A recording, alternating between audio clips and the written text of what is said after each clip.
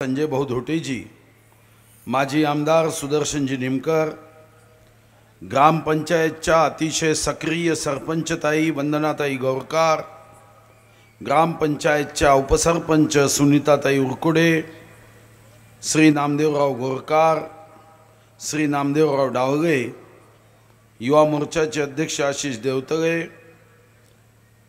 महाराष्ट्र जीवन प्राधिकरणाचे कार्यकारी अभियंता श्री उद्धरवारजी, सकाळचे पत्रकार श्रीकृष्ण घोरेजी, ग्रामविकास अधिकारी श्री विरुटकरजी, या ठिकाणी उपस्थित सर्व ग्रामपंचायतचे सदस्य पदाधिकारी व या कार्यक्रमाला सदिच्छा देण्यासाठी, शुभकामना देण्यासाठी व ग्रामपंचायतच्या सर्व प्रतिनिधींचा उत्साह वाढवण्यासाठी उपस्थित माझ्या सर्व आदरणीय मान्यवर सन्माननीय नागरिक बंधूंनो, माता भगिनींनो, सर्वप्रथम जल जीवन मिशन अंतर्गत रामपूर पाणी पुरवठा योजना 13,67,53,426 रुपये खर्च करून जी योजना जनतेच्या सोयीसाठी सेवेसाठी बांधण्यात येणार आहे, या योजनेचं अधिकृत भूमिपूजन संपन्न झालं असं मी आपल्या सर्वांच्या साक्षीने घोषित करतो।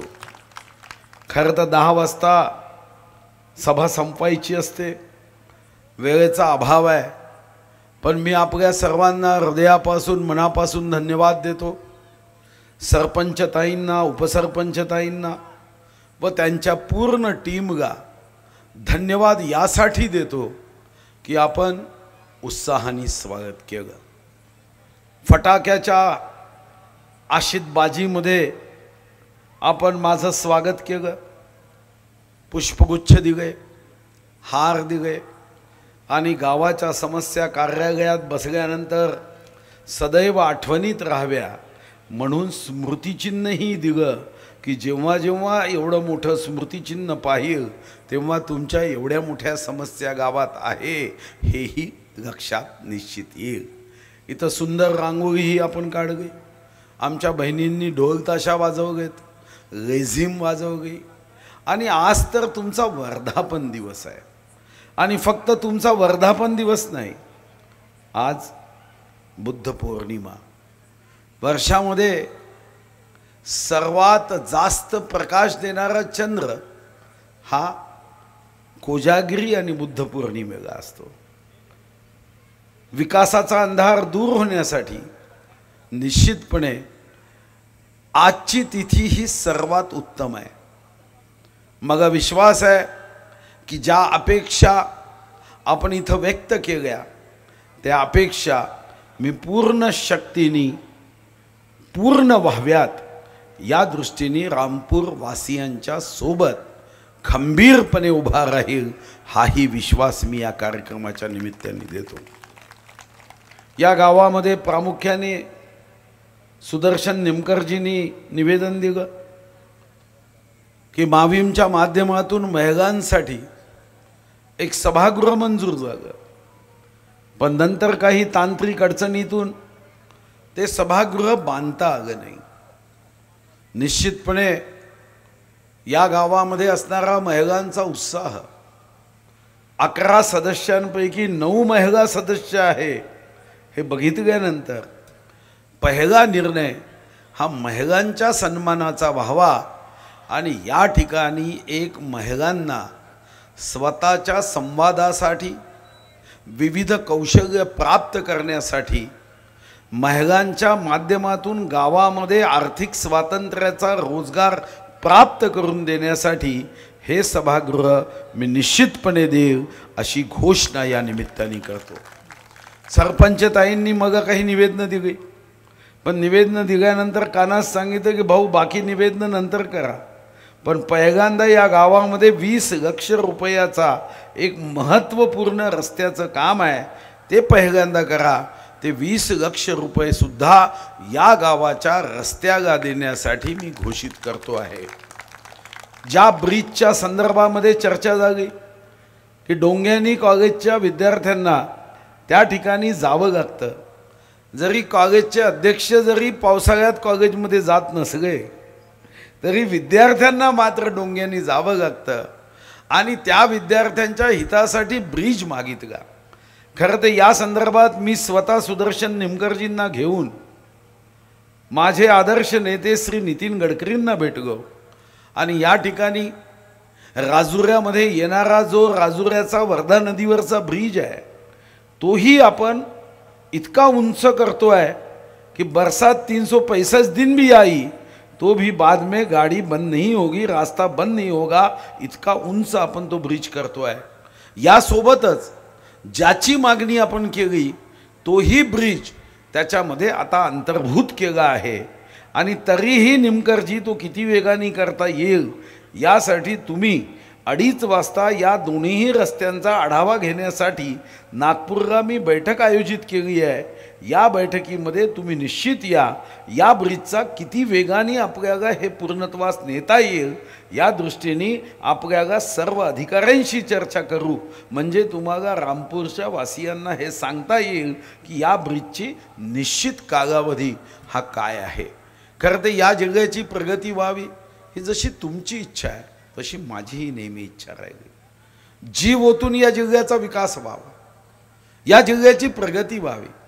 मी आज अभिमानाने सांगू शकतो की 1 मे 1960 निर्मिती झाल्यानंतर जितका ग्रामविकासासाठी 25-15चं शीर्ष निर्माण झाल्यानंतर जेवढे पैसे आले नाही त्याची टोटल मारली तर त्याच्या 10 पट पैसे हे मी 5 वर्षामध्ये 25-15 मध्ये आणले। रस्त्याच्या संदर्भामध्ये जेवढे 10 वर्षात पैसे आले नाही तेवढे मी एकेका वर्षामध्ये या चंद्रपूर जिल्ह्यात आणले। नॅशनल हायवे निर्माण करण्यामध्ये स्वातंत्र्यानंतर जेवढा वेग राहिला त्याच्या 4 ते 10 पट वेग हा नॅशनल हायवे करण्याचा हा आपण आपल्या कार्यकाळात आणला। जे आरोग्य सेवा केंद्र आहे इथं या मतदारसंघात संजय धोटेजी मागायचे आणि आम्ही तेव्हा जे PSC सेंटर मागितलं, मग विरुळचं PSC सेंटर असेल, तो मला वाटतं भंगाराम तरोदीचं PSC सेंटर असेल, ज्याची मर्यादा 3 कोटी असायची 9-9, 10-10 कोटी रुपये कुठेही पैशाची कमतरता पडू नये यासाठी आपण दिले। मूर्ती एअरपोर्ट आपण मागणी केली आहे, खरं आहे की एअरपोर्ट म्हणजे श्रीमंताच्या वाहतुकीचं साधन नाही। अनेकदा काही लोक भाषणामध्ये गैरसमज निर्माण करण्याचं महापाप करतात, स्वतः काही करायचं नाही आणि विकास होत असेल तर शुक्राचार्याशी यांचा DNA जोडला जावा अशा पद्धतीची कृती करणारे काही लोक असतात। खरं तर जेव्हा इन्फ्रास्ट्रक्चर येतं, जेव्हा पायाभूत सोयीसुविधा निर्माण होतात, जेव्हा विमानतळासारख्या सेवा इथं आपण देतो तेव्हा अनेक लोक उद्योग क्षेत्रामध्ये इथे येतात। मग पर्यटक असेल, या क्षेत्रामध्ये उद्योग वाढावे हा भाव असेल, रोजगाराचा भाव असेल, अनेक गोष्टी यातून साध्य होतात। जगाने हे मान्य केलं, जे म्हणून विकसित देश आहे त्या देशाने हे मान्य केलं आणि म्हणून संजय धोटेजी तुम्ही मागणी केल्यावर आपण एअरपोर्टचं काम सुरू केलं। पण दुर्दैवाने मागचे 2 वर्ष 8 महिने सरकारने इतकं निगेटिव्ह करून ठेवलं की विमानतळाच्या मध्ये अनंत अडचणी निर्माण झाल्या। पण आजपर्यंत मला विश्वास आहे की मी जे काम हाती घेतो ते मी पूर्णत्वासच नेतो, म्हणून संजू भाऊ चिंता करू नका, विमानतळ होणार म्हणजे चंद्रपूरचा च गाऊन होणारच, यामध्ये तुम्ही मनात शंका ठेवू नका। मी स्वतः दिल्लीच्या संपर्कात आहे। परवाच्या स्टेट वाईल्डलाईफ बोर्डामध्ये सुद्धा आपल्या एअरपोर्टच्या संदर्भामध्ये आपली मान्यता झाली। स्टेट वाईल्डलाईफ बोर्डाने सुद्धा परवाच्या बैठकीत मान्यता दिली। आता भारत सरकारकडून एकदा परवानगी आली की या संदर्भामध्ये आपल्याला काम करता येतं। शेवटचे 1.5 मिनिट वाचलाय। खरं तर चटप साहेब म्हणाले त्यांच्याही मागण्यांच्या संदर्भात त्यांनी सांगितलं, हे खरं आहे की या जिल्ह्याची प्रगती वेगाने व्हावी हाच माझा भाव आहे। आणि म्हणून चटप साहेब तुम्ही सांगितलं की सापाच्या बाबतीत असेल, बाकी बाबतीत 33 वर्ष प्रश्न सुटले नाही, पण तुम्ही चिंता करू नका। आता सोमवार ते रविवार माझ्याही आडनावात वार आहे, मुन्नंटी वार, 7ही दिवस सेवा देऊ, कल का काम आज करो या भावनेनी काम करू. आणि देवरावजी जे म्हणाले की रामपूर हे नाव रामाच्या नावाने रामपूर आहे. आता या रामपूरमध्ये तुम्ही ज्या मागण्या केल्या त्या टप्प्याटप्प्याने विकास करत रामपूरच्या या नावामध्ये निश्चितपणे सेवा देण्याचा आम्ही प्रयत्न करू. आणि तुमची शेवटची जी मागणी होती, मग माहीत नाही खरं तर ही मागणी कुणी करत नाही. साधारणतः मी बघितलं की मी जेव्हा दुर्गापूर ऊर्जानगर ग्रामपंचायती महानगरपालिकेत न्याव्या म्हणून विचार केल्याबरोबर इतकी निवेदनं आली की आमच्या ग्रामपंचायती नेऊ नका. पण मी रामपूरवासियांचं अभिनंदन करेन की जेव्हा सुदर्शन निमकरजी म्हणत होते की आम्हाला नगर परिषदचा भाग करा, तेव्हा मी काही लोकांचे चेहरे पाहत होतो. मला वाटलं की सुदर्शन निमकरजी चुकीचं बोलताय. पण लक्षात आलं की आपल्या सर्वांची इच्छा राजुऱ्याला जाण्याची आहे. रामपूर से राजुरा असा तुम्हाला प्रवास करण्याची इच्छा आहे. तिथेही माझं योगदान देईल. आणि शेवटचा मुद्दा, मग गावामध्ये एक गोष्ट आवडली. अनेक गावामध्ये आपण काम करतो, पण मतलब की ये दुनिया सारी कौन किसका होता है असं म्हटलं जातं. पण इथं मी एक वैशिष्ट्य बघितलं की ज्यांनी ज्यांनी म्हणून या गावामध्ये विकासासाठी योगदान दिलं त्या सर्वांचा तुम्ही सत्कार केला, अभिनंदन केलं, आठवण ठेवली, स्मरण ठेवलं. जे गाव इतिहासामध्ये ज्यांनी सेवा दिली त्यांचं स्मरण करतं. तर आमच्यासारखालाही वाटतं की जास्त काम इथं करावं, कारण हे लोक आठवणीत ठेवणारे आहे. बाकी गाववाले कधी आठवणीत ठेवतील, कधी ठेवणार नाही हे सांगता येत नाही.